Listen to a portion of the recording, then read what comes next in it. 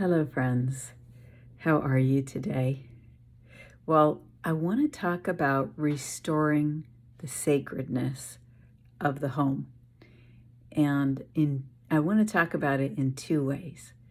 The first way is the sacredness of the home. That is our body.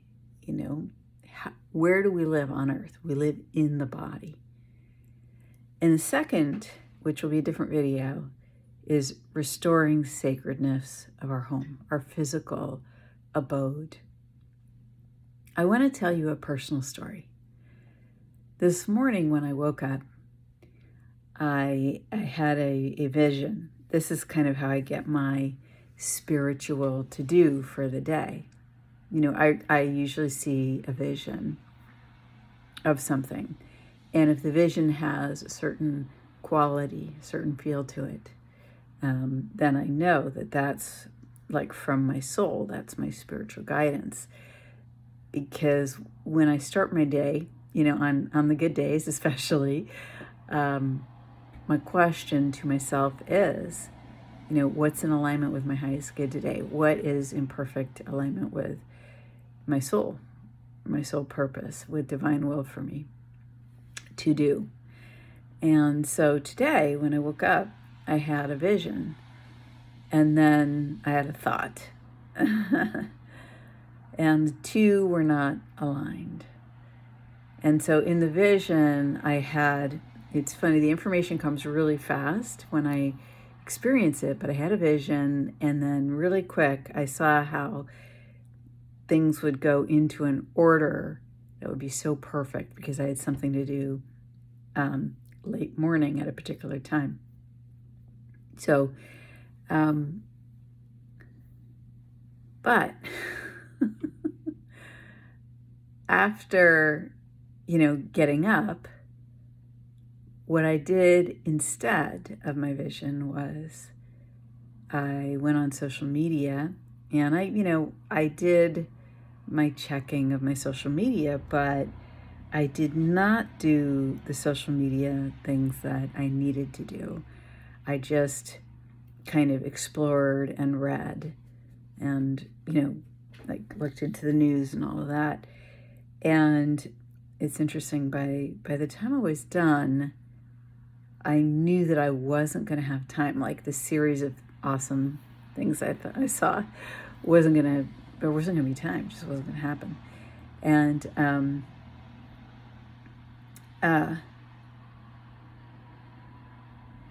I was on time for my appointment late morning, but I was finding myself beset by thoughts, and I recognized them immediately, and I knew they weren't mine.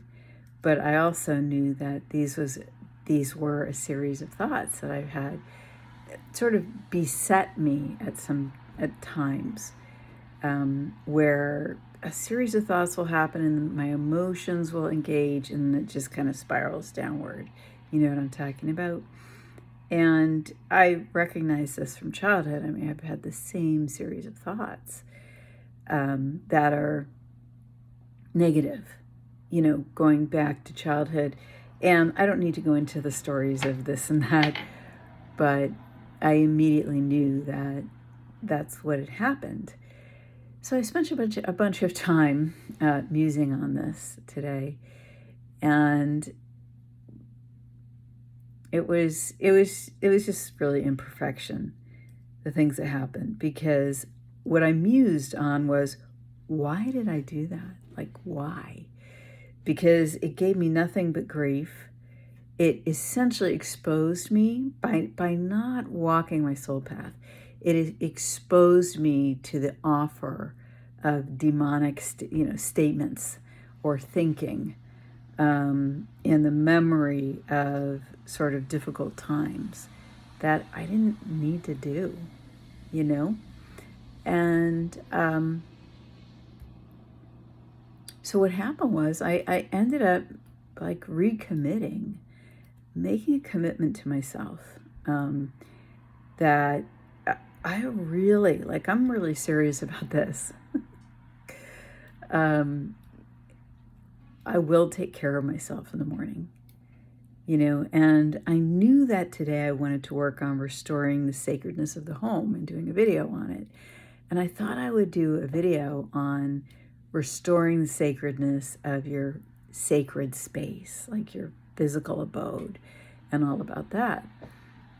But I realized it was so apropos instead to begin with respecting, restoring, honoring the sacredness of our lives, of each one of us as a human being, and we all have had challenges in life. We all have had baggage. We've all had things happen that were difficult. It's part of the formula of being human at this point in time. And so I wanted to share with you what I'm doing. And, if you want to share in the comments something that is a personal story for you, I'm happy to check that out. And I don't have to be the only person that responds. I at times other people respond, and it creates a conversation, and I think that's great. So, but what I wanted to share with you was a video interview, the information from a video interview that I watched in, the past maybe 2 weeks ago. And it was a Mark Atwood interview, and he did an interesting interview with a man who was a psychiatrist. And the man was a psychiatrist in a hospital, and his patients were all schizophrenics. And unlike other psychiatrists, this man was able to expand his thinking, to think outside the box. And what he noticed was that out of all his patients, that they were all saying very similar patterns of things related to these voices that these people would hear. And then they would also tell him the things that helped protect them, and also that the voices didn't like. Well, it's really interesting because he came to the conclusion, which is interesting for a skill-trained, higher advanced degree in medicine person. And he came to the belief and the conclusion that these voices were entities, that they were demonic, and that they were coordinated. And at one point, it's so interesting, he ended up, through one of his patients, having a conversation with the voices. And they said to him, "How dare you attempt to interfere with the way we live?" Isn't that interesting? Well, here's the thing. Somebody who is at that level of care is in a very unique and special situation. I've had people that have come to me that I've worked with who have that profile where they have been diagnosed. And in the energy field, it looks very specific way. And I don't want to go into that, because I want to pull out from the story the pieces that relate to everyday people and our everyday experience. And let me tell you what that is. Many of our thoughts are actually not our own. We don't understand that our energy field is wide open until we bring some structure, until we bring some practice, until we bring some care to taking care of our energy field, creating energy boundaries and even dimensional boundaries. Because some of the thoughts that a person has, in my opinion, are things they are hearing from other dimensional spaces, okay? And from entities within those spaces who understand how to interact with humans and with our human energy system without our understanding. And so these beings can essentially, they have consciousness, and they understand how to manipulate us and how to get us to do things that they want. And sometimes it's just, if we generate fear, anger, aggravation, depression, whatever, and this isn't a medical discussion, I'm just talking about energy and personal experience, and I'm talking about interdimensional concepts and science as well. So essentially, if we generate negative emotions, some subset of these entities can essentially use that as fuel. The other thing that can happen is that if we get suggested into doing something, we can make a creation that is not in our soul aligned, set of, God-inspired things that we would normally do. And when you make a creation like that, and I'm talking about, simple day-to-day things or other, bigger things, but when you make a creation that is not aligned with the truth of who you are, and you're making it sort of in an unknowing way, but maybe you also know it's not really what you want. But when you do that, listening to something interdimensional, then you are essentially creating at the suggestion of an interdimensional entity, and you have no understanding of what its purpose is for you, for the creation. Could just be effing around, because there's a lot of beings that just like to fuck with us, in a not nice way. And so it's important to protect our space, the sacredness of the home. And one of the main ways that we humans really require to do that, to to really be able to thrive, is to set boundaries over what we are willing to think, to listen to. So this video is just going to really focus on the thought, the mental spectrum. But in how do you do that? When you raise your dimensional state of being, you are not reachable at some point by those types of energies. So when you're in a connected state with your soul energy, then this stuff here, right, for my video of things leaving the field, let me show you that again. I love these drawings. Okay, this stuff that left the field here, or anything that's an independent entity outside the field, okay, when you are embodying the truth of who you are, cannot connect with you. Why? It's like you aren't tuned to its radio station, because you're tuned to the radio station of your soul. Okay, that's what you're homed in on. That's what you hear. That's what you perceive, feel, think, intuit from. You intuit it from that anyway. That's where your conscience emanates from.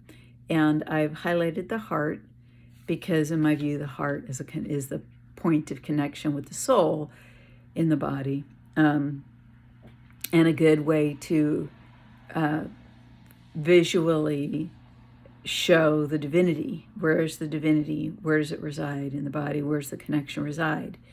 That's why I do it that way. And it's not about emotions. It's about actual spiritual connection and communion and communication with your soul. So how do you raise your dimensional state? Well, you start out your day specifically intending to be that, to do that. And, you can use, I use dimensional state of being. Okay, that's a little bit interdimensional nerd. Teasing. But you can raise the frequency, and it's actually a shift in dimensional state of your field. And you do that by intending number one. Number two, by connecting with the divinity that you are. You can pray, you can meditate, you can work energy in your field. You can do the hand over heart meditation that I teach, and I have all the free videos in my live meditation playlist, Susan Inspired live meditation playlist, and that's on my YouTube. Now, here's another way you can do it. You can read the Psalms. So Psalm 91 is a good one, Psalm 23, that really kind of talk about the protection of God for all of us, of the Creator for his children.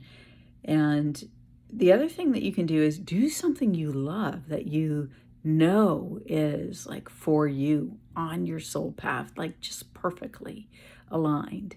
So for me, what I've been doing is I like make a little bit of time in the morning, and I like to I have a little nice warm drink.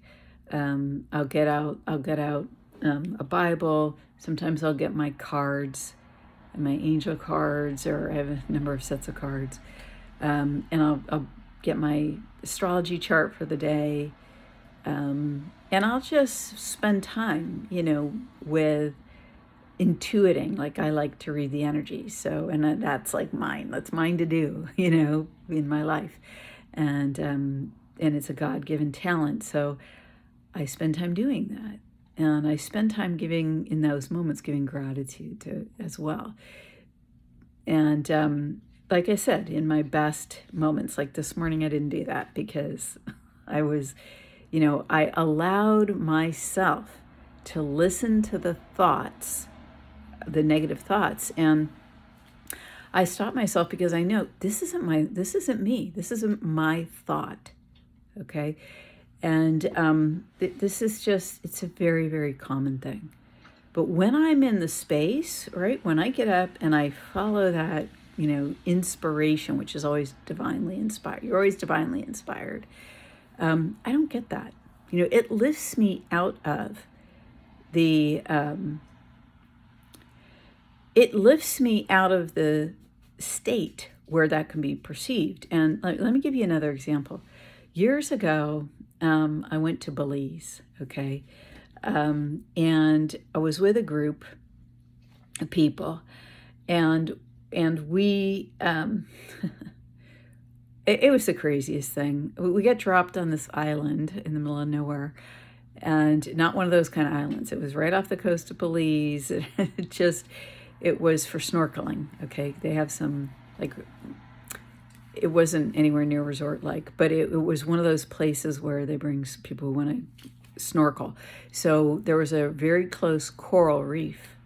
And so what we did was put our snorkeling gear out, we swam out to the reef, and then we swam back. Well, the gentleman who was the caretaker for the island, for this activity, for the place we were staying at, he said, "Oh, by the way, there's these fish that look exactly like the sand and that hide under the sand, like right under the sand, okay? Not like way deep down.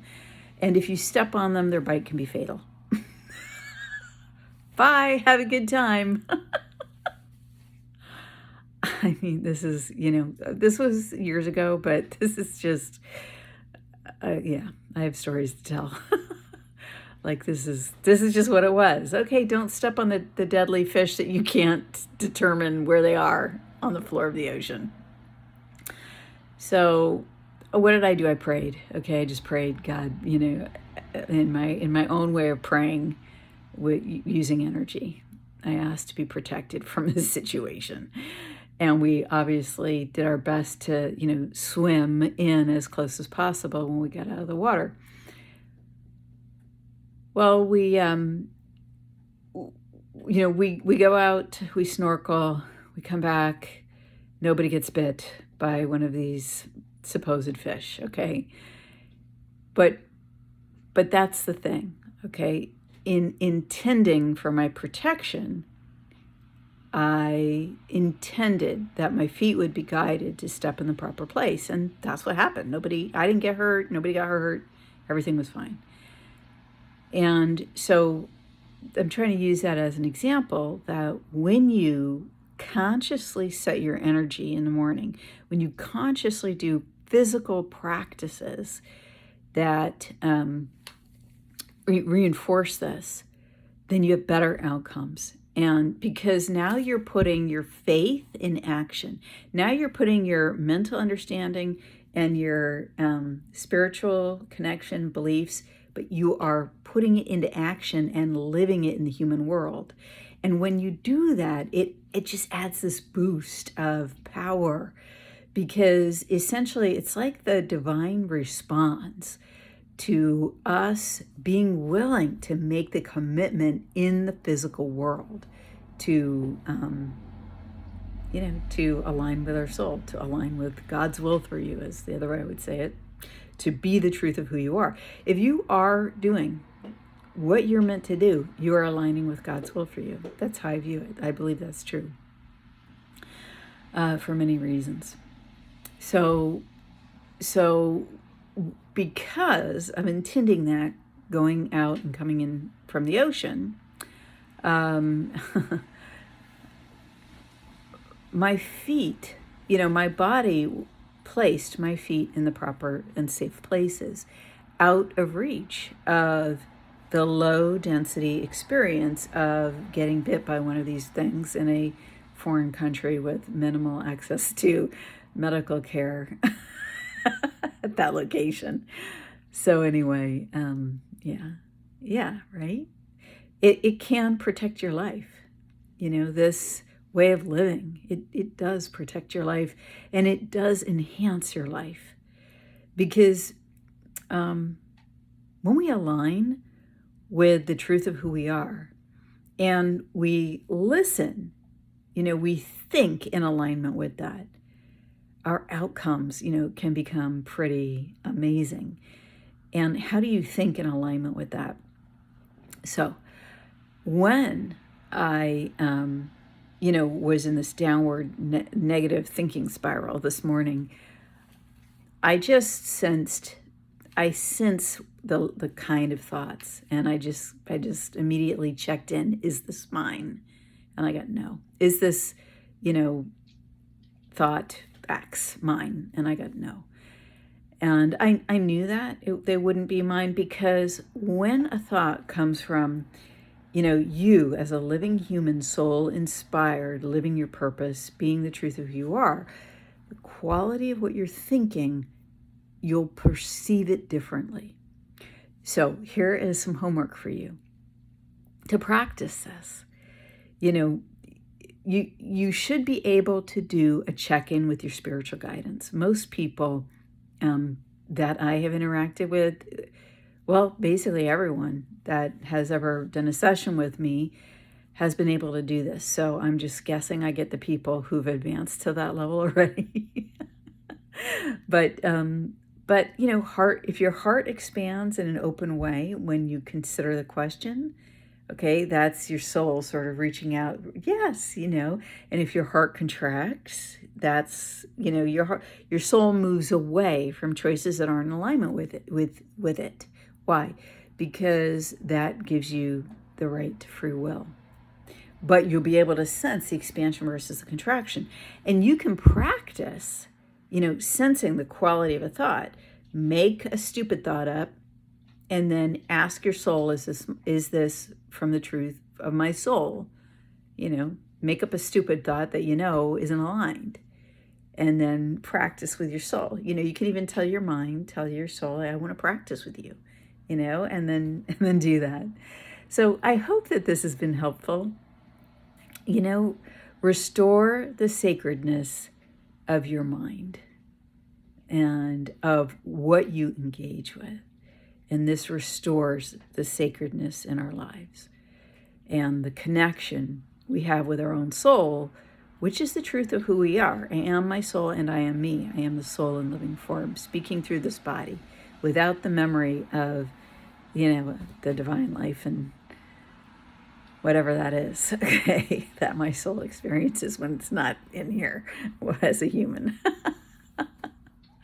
I love you guys. I hope you're enjoying this series. We're on day 2 of days of self-love. I haven't counted how many days it's going to be yet, so when I do, I'll put that in there. Much love to you, and thank you for being a member of my channel and a subscriber to my articles. I really deeply appreciate you.